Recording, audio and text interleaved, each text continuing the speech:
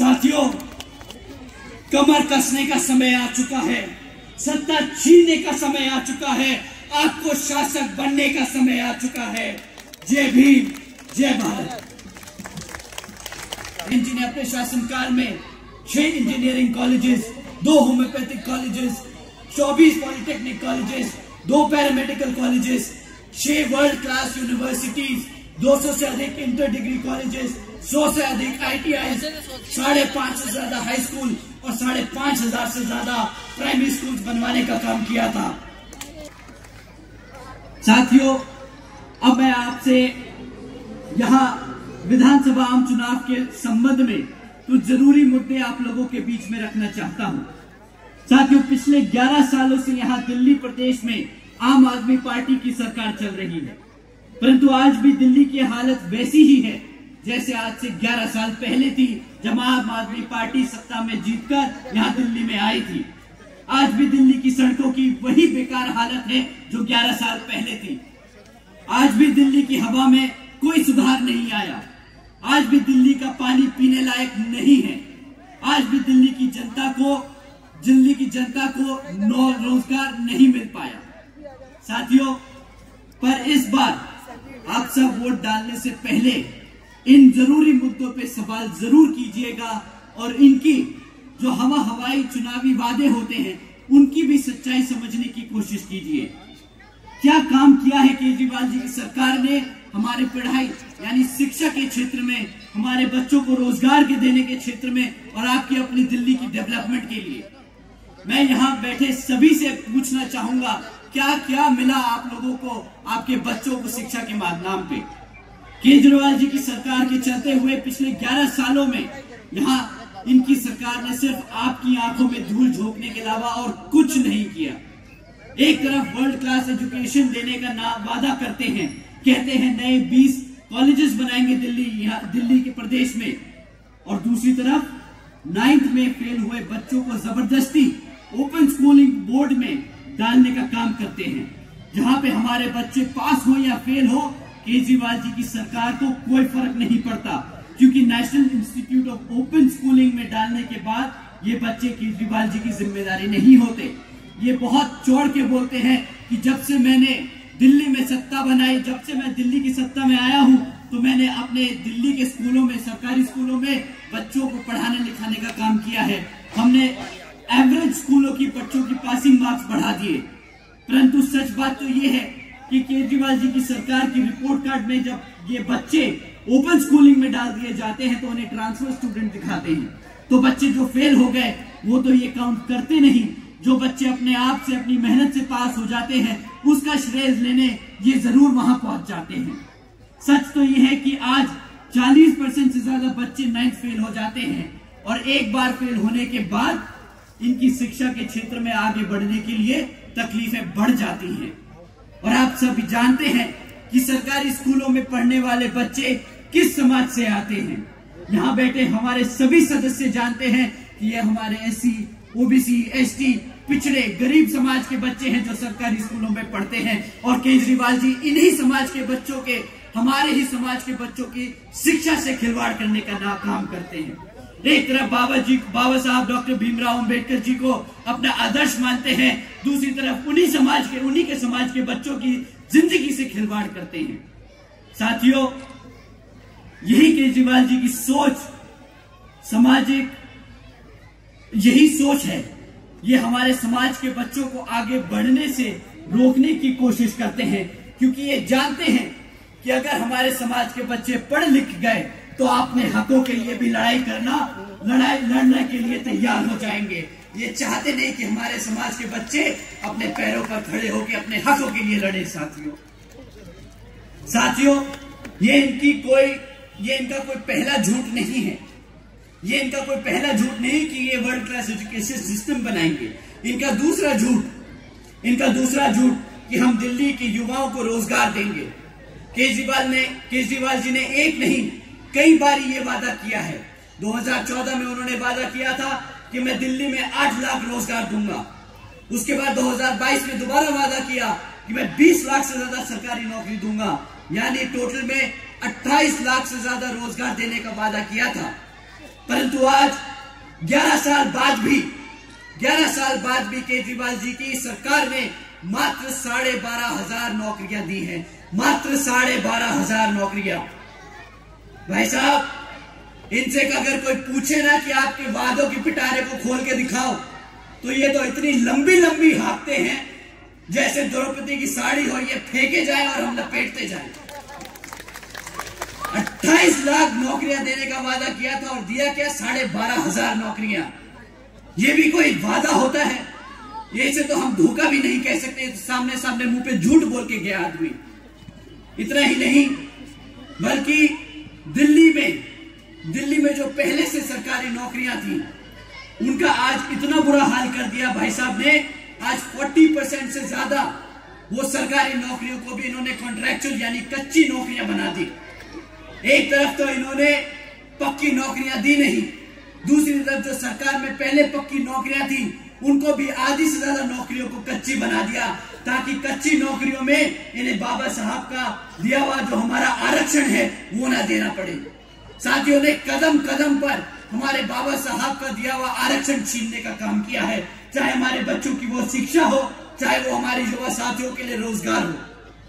पिछले 11 सालों में यहाँ इन्होंने बहुत सारे गीत गाए हैं, इन्होंने बहुत सारे वादे किए कि मैं वर्ल्ड क्लास एजुकेशन, 28 लाख नौकरियां, और मैं दिल्ली को तो सिंगापुर बना दूंगा। ये महासेठ सिंगापुर तो घूम आए और यहाँ पे लोगों को सिंगापुर का सपना भी दिखा दिया, बट आज सिंगापुर के नाम पे क्या मिला हमारे दिल्ली की जनता को? आज दिल्ली में साफ पानी तक नहीं है पीने के लिए। हर साल गर्मी के मौसम में हमारे दिल्ली की जनता को टैंकर माफियाओं के भरोसे जीना पड़ता है। यहाँ दिल्ली में कॉलोनी में टैंकर आएगा तो पानी मिलेगा, नहीं तो पानी नहीं मिलने वाला। साथियों, ये है सिंगापुर इनका, ये है आम आदमी पार्टी का सिंगापुर, जहां पे साफ पानी नहीं मिल सकता। ये किस तरीके के मुख्यमंत्री हैं? एक तरफ कहते हैं कि मैं सिटी ऑफ लेक्स बना दूंगा, और जब बारिश का मौसम आता है तो पूरी दिल्ली डूब रही होती है। इनका मतलब है कि दिल्ली को डुबा दो तो सिटी ऑफ लेक्स बन जाएगा। साथियों, इनके वादों का कोई सर पैर नहीं। जब भी इलेक्शन आता है तो इन्होंने तो एक नया वादा निकाल के डाल देना है आप लोगों के बीच में, पूरा करे या ना करे कोई इनको जिम्मेदार नहीं ठहराता। जब इनसे हम पक्की सड़कों के लिए बारे में पूछे, साथियों, अगर आप इनसे कभी पक्की सड़कों के बारे में पूछेंगे ना, तो ये पलट के आपको जवाब देंगे कि जी वो तो एलजी काम नहीं करने देते। इनके पास हर चीज का जवाब है। जब आप इनसे सवाल करेंगे, तब ये अपनी जिम्मेदारियों से पल्लू झाड़ने का काम करेंगे। तब ये बोल देंगे कि भाजपा काम नहीं करने देती, केंद्र की सरकार काम नहीं करने देती, एलजी काम नहीं करने देता। आज दिल्ली की जनता को इनसे पूछना होगा कि भाई, अगर तुमसे काम नहीं होता है तो सत्ता छोड़ दो, नहीं जरूरत है तुम्हें मुख्यमंत्री या आम आदमी पार्टी को सत्ता में रहने की। इन्होंने तो यह भी वादा किया था कि मैं दिल्ली को वायर फ्री कर दूंगा। इन्होंने ये भी वादा किया था कि मैं यमुना नदी साफ कर दूंगा और आप सबके साथ 5 साल बाद यमुना में डुबकी लगाने जाऊंगा। अगर आज इनको हम यमुना में खड़ा कर देना तो ये बाहर नहीं निकलेंगे, इतनी जहरीली कर दी इन्होंने ये हमारी यमुना। और यमुना के नाम पर कितना पैसा हर साल बजट में डालते हैं, उस पैसे का क्या हिसाब किताब है, आज इन्हें जवाब देना होगा। इस बार इलेक्शन में इन्हें जवाब देना होगा कि इन्होंने कितना पैसा यमुना नदी में साफ करने में लगाया है। साथियों, इन्होंने बहुत पैसा उठाया यमुना साफ करने के लिए, सिंगापुर बनाने के लिए, पक्की सड़कें देने के लिए, हमारे बच्चों की एजुकेशन सिस्टम को सुधारने के लिए। परंतु आज भी एक भी क्षेत्र में इनके पास एक काम नहीं है बताने को। वैसे तो ये कहते हैं, बड़े गर्व से कहते हैं, अरे भाई मैं सीए हूं, मुझे पता है हिसाब किताब कैसे रखा जाता है, मैं आईआरएस से निकल के आया हूं, मुझे रेवेन्यू जनरेट करना आता है। तो आज मैं केजरीवाल जी से पूछना चाहता हूं कि आज दिल्ली 31 साल में पहली बार क्यों घाटे में चल रही है? इनके रहते क्यों सरकार घाटे में आई? साथियों, ये सिर्फ नाम के सीए और आईआरएस ऑफिसर रहे हैं। इनके बस की नहीं है दिल्ली चलाना। 31 साल तक दिल्ली सरप्लस में रही और इनकी सत्ता में रहते हुए आज सरकार घाटे में चल रही है। अगर आप इनसे इस पे सवाल करेंगे तो पलट के ये इसको भी बोल देंगे कि भाई ये तो एलजी की गलती है, इसलिए दिल्ली सरकार घाटे में चल रही है। केजरीवाल जी ने आप लोगों के बीच में आकर सिर्फ एक वादा पूरा किया साथियों, वो है मुफ्त में बिजली देने का। मुफ्त में बिजली दी कितनी? 200 यूनिट प्रति महीना। मानी आप लोगों को मात्र 200 रुपए से कम की कीमत की बिजली मुफ्त में देने का काम किया। और इसके बदले आपसे क्या छीना इन्होंने? आपने 200 यूनिट जो बिजली मुफ्त में ली, उसके एवज में आपने क्या कीमत चुकाई आज आप समझ लीजिए साथियों। आपने शिक्षा गवाई, आपने साफ पानी गवाया, आपने साफ हवा गवाई, आपने अपनी नौकरियां गवाई और आपने अपनी यमुना नदी गवाई। साथियों, ना मिल पाया हमारे समाज को कोई एससी या ओबीसी का कोई महत्वपूर्ण नेता इस सरकार से। आपने ये सब गवाया है। मिला तो सिर्फ आपको एक भ्रष्ट सरकार मिली, आपको सिर्फ एक भ्रष्ट सरकार जिसके सारे नेता इवन मुख्यमंत्री तक जेल के पीछे होके चक्कर लगा के आ चुके हैं। यही मिला हमें पिछले 11 सालों में, एक भ्रष्ट सरकार जिनके सारे नेता एक बार जेल के चक्कर तो हवालात खाई आए। और जब ये लोग जेल में थे तब इनके पास मौका था हमारे एससी या ओबीसी समाज में से किसी को उप मुख्यमंत्री और मुख्यमंत्री बनाने का। परंतु जब दोनों डिप्टी चीफ मिनिस्टर और चीफ मिनिस्टर जेल गए तो ये अपने आप को जो बड़ा बाबा साहब का समर्थक बताते हैं, आदर्श मानते हैं जिन्हें, तो उन्हें क्यों नहीं हमारे एससी या ओबीसी समाज से सीएम बनाया? आप सबको इस सवाल का जवाब मांगना होगा साथियों। जब इनके पास मौका था तो क्या इनके पास एक भी ऐसा एमएलए नहीं था जो एससी समाज से या ओबीसी समाज से जिसको वो सीएम बना सकते थे? इनके पास कई मौके रहे साथियों, उन्होंने एक बार भी हमारे समाज को वो सम्मान नहीं दिया जिस सम्मान के एवज में ये सत्ता में आए। साथियों, सच तो ये है कि इनसे बड़ा दलित और पिछड़े समाज का विरोधी कोई नहीं।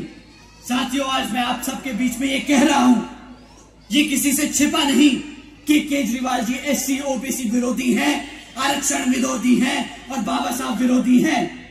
क्योंकि वो जानते हैं केजरीवाल जी की पार्टी, क्योंकि आप सब जानते हैं, आप सबको पता होना चाहिए, क्योंकि केजरीवाल जी की ही पार्टी है जिसने सुप्रीम कोर्ट में एससी एसटी रिजर्वेशन में सब क्लासिफिकेशन की याचना लगाई थी। साथियों, मैं फिर से कह रहा हूं, केजरीवाल जी एससी ओबीसी विरोधी हैं, आरक्षण विरोधी हैं और बाबा साहब विरोधी हैं। साथियों, अगर आम आदमी पार्टी का यह हाल है तो बीजेपी और कांग्रेस दूर नहीं। बीजेपी और कांग्रेस भी मैदान में है, परंतु आप इनके झूठे वादों से सावधान रहिएगा।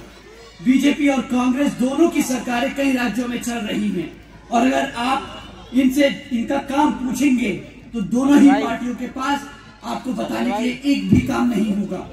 ये आपको बताएंगे तो क्या बताएंगे कि हमसे मुफ्त में राशन ले लो, हमसे मुफ्त में बिजली ले लो, हमसे मुफ्त में सहयोग ले लो, पर कभी भी आपको मुफ्त में शिक्षा नहीं देंगे, कभी भी आपके बच्चों को रोजगार नहीं देंगे। केंद्र की भाजपा की सरकार में यहां तक कि केंद्र की भाजपा की सरकार को भी जे कॉलोनी की चुनाव के दौरान ही याद आई। पिछले 5 साल से कहां थे ये जे कॉलोनी के लोगों के लिए फ्लैट? अभी 2 दिन पहले आदरणीय प्रधानमंत्री जी जे कॉलोनी के सभी लोगों को फ्लैट की चाबियां दे रहे हैं। 5 साल से कहां थे आदरणीय प्रधानमंत्री जी? क्यों हमारी जनता पिछले 11 साल से झुग्गी झोपड़ियों में नहीं रह रही? तब नहीं दिखे ये लोग? तब प्रधानमंत्री जी को नहीं दिखे कि हमारे लोग कैसे झुग्गी झोपड़ियों में अपना दिन काट रहे हैं? आज जब चुनाव सर पर है तो इन्हें हमारे समाज की याद आ रही है, तब इन्हें जे कॉलोनियां दिख रही हैं, तब इन्हें दिख रहा है कि हमारा समाज कैसे झुग्गी झोपड़ियों में रह रहा है, तो इन्हें फ्लैट दे दिए जाए। साथियों, ये खुलेआम रिश्वत देने का काम कर रहे हैं। ऐसे लोगों की बातों में, ऐसे झूठे वादों में आप लोग मत फंसना। साथियों, इतना ही नहीं, कांग्रेस की बात करनी बेकार है। आज बीजेपी के लिए तो मैं 2 शब्द बोल भी सकता हूं, कांग्रेस के लिए तो वो भी बोलना बेकार है, क्योंकि कांग्रेस के जो 2 भाई बहन हैं, ये दोनों जोड़े निकलकर फैशन खेलने से तो इन्हें फुर्सत मिलती नहीं। पार्लियामेंट में जाके नीली टी-शर्ट, नीली साड़ी पहन के नाटक पूरा कर लेते हैं। जिन राज्यों में इनकी सरकारें चल रही हैं, ये वहां तो हमारे समाज को आज तक सम्मान तो दे नहीं पाए। आज यहां पर जब दिल्ली के चुनाव सर पर है, तो इन्हें फैशन खेलना है। साथियों, इन पे और 2 शब्द बोलूंगा तो वो भी जाए होंगे मेरे 2 शब्द। ये दोनों ही पार्टियां एक ही सिक्के के 2 पहलू हैं। साथियों, ये दोनों ही पार्टियों ने हमारे बाबा साहब का सम्मान नहीं किया। कांग्रेस ने केंद्र में रहते हुए कभी हमारे बाबा साहब को सम्मान नहीं दिया, और बीजेपी ने पूरे देश में आग लगा दी थी। ये आप सब जानते हैं कि बीजेपी ने पूरे देश में आग लगा दी थी जब आदरणीय बहन कुमारी मायावती जी और मान्यवर साहब श्री कांशीराम जी के संघर्षों से बीएसपी ने बाबा साहब को भारत रत्न दिलाया था। आप सब जानते हैं। साथियों, मैं आप लोगों के बीच में ये इसलिए कह रहा हूं क्योंकि मैं जानता हूं कि ना हमारा समाज ये भूला है, और ना हमारा समाज ये कभी आप सबको भूलने देगा कि इन लोगों ने हमारे बाबा साहब को कभी आदर सम्मान नहीं दिया।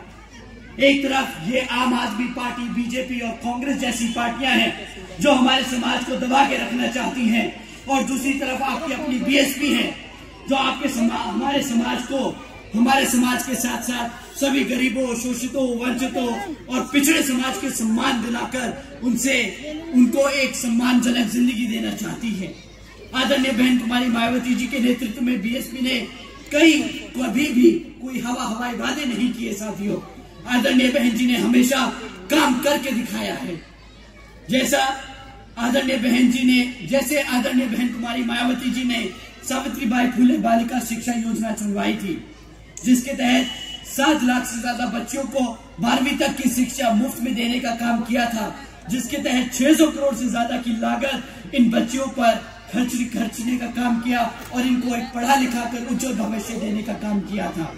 साथियों, इतना ही नहीं, आदरणीय बहन जी ने अपने शासनकाल में 6 engineering colleges, 2 homeopathic colleges, 24 polytechnic colleges, 2 paramedical colleges, 6 world class universities, 200 से अधिक इंटर डिग्री कॉलेजेस, 100 से अधिक ITI, 5,500 से ज्यादा हाई स्कूल और 5,500 से ज्यादा प्राइमरी स्कूल बनवाने का काम किया था। और लिस्ट तो बहुत लंबी है, पर मैं गिनवा के थक सकता हूं। और आम आदमी पार्टी के लिए एक ही लिस्ट है, 0। इन्होंने 0 कॉलेजेस दिए, 0 स्कूल दिए, 0 हाई स्कूल्स दिए, 0 नई भर्ती करी। पर आदरणीय बहन कुमारी मायावती जी ने कई हजार स्कूल और कॉलेजेस खोले और उसमें मुफ्त में शिक्षा देने का काम किया हमारे समाज के बच्चों को। इतिहास में पहली बार साथियों, बहन जी ने गवर्नमेंट हॉस्टल्स में, गवर्नमेंट कॉलेजेस के हॉस्टल्स में गरीब वंचित समाज के बच्चों के लिए 27% आरक्षण का इंतजाम भी पूरा किया था। ऐसा ही नहीं साथियों, हमारी आदरणीय बहन कुमारी मायावती जी ने सिर्फ 5 साल में 90,000 से अधिक शिक्षकों को रोजगार दिया, 1 लाख से अधिक सफाई कर्मचारी भर्ती करे, 2 लाख से अधिक जवानों को पुलिस फोर्स में भर्ती किया और 30 लाख से अधिक अपर कास्ट समाज के सभी कमजोर बच्चों को विभिन्न सरकारी विभागों में रोजगार देने का काम किया। इतना ही नहीं, बल्कि बहन जी ने अपने शासनकाल के दौरान बसपा की सरकार ने कृषि एवं संबंधित कार्यों में मिनिमम वेजेस को 55 रुपए से बढ़ाकर 100 रुपए बढ़ाने का प्रतिदिन करने का काम किया था। अन्य पिछड़े वर्गों की क्रीमी लेयर की वार्षिक आय को भी 3 लाख रुपए से बढ़ाकर 5 लाख रुपए करने का काम किया था। और साथ ही हमारे सभी किसान भाइयों को उनके गन्ना खरीदी के दाम रातों रात दुगने करने का काम किया था। साथियों, इसे कहते हैं बहन जी को मॉडल ऑफ गवर्नेंस। साथियों, इसी गवर्नेंस मॉडल के तहत चलकर जब आप यहाँ पर दिल्ली में अपनी सरकार बनाएंगे तो यहाँ पर भी दिल्ली की सरकार इसी गवर्नेंस मॉडल के तहत चलकर हमारे सभी माताएं बहनें, हमारे सभी बड़े बुजुर्ग और हमारे सभी युवा साथियों का ध्यान रखेगी, उनको पूरा आदर सम्मान देगी, उनको रोजगार देगी, उनको मेहनत करने का मौका देगी, काम करने का मौका देगी और एक इज्जतदार जिंदगी जीने का मौका देगी। साथियों, एक तरफ ये आम आदमी पार्टी, बीजेपी, कांग्रेस आपको मुफ्त में राशन देती है, जिसके तहत आपके बच्चों को गुलाम यानी नालायक बनाने का काम करती है। अगर मेरा बच्चा पढ़ेगा नहीं, लिखेगा नहीं, कमा नहीं पाएगा और इनकी सब्सिडियों पे जिएगा तो वो नाकाबिल ही बनेगा। ये हमारे समाज को नाकाबिल बनाने की कोशिश कर रहे हैं ताकि हमारे समाज के बच्चे जिंदगी भर इनके सामने हाथ फैलाते रहें। परंतु साथियों, आदरणीय बहन कुमारी मायावती जी ये होने नहीं देंगी, ये होने नहीं देंगी। वो हमारे समाज को पढ़ा लिखा कर, रोजगार देकर, अपने पैरों पर खड़ा कर एक इज्जतदार जिंदगी देने का काम करेंगी। साथियों, इसीलिए यहाँ पर बहुजन समाज पार्टी जरूरी है, इसीलिए दिल्ली की सत्ता बीएसपी के हाथों में होना जरूरी है। साथियों, इन्हीं कुछ जरूरी बातों के साथ ही अब मैं आप लोगों से, मैं खासकर आदरणीय बहन कुमारी मायावती जी की तरफ से ये विशेष अपील करता हूँ कि इस विधानसभा आम चुनाव में आप सभी लोग हर मोर्चे पे सावधान रहिएगा। आपका वोट बहुत कीमती है, आपका वोट कोई खरीद ना पाए, आपका वोट कोई लूट ना पाए, आपके वोट कहीं पड़ने से रह ना जाए। साथियों, जाति, बिरादरी, धन, बल, मंदिर, मस्जिद या किसी भी भावना आदि के नाम पर कोई स्वार्थी आपके वोट का दुरुपयोग न कर ले। साथियों, क्योंकि देश के हर महिला, पुरुष व युवा को वोट का अधिकार यहाँ परम पूज्य बाबा साहब डॉक्टर भीमराव अंबेडकर जी की अति महत्वपूर्ण देन है।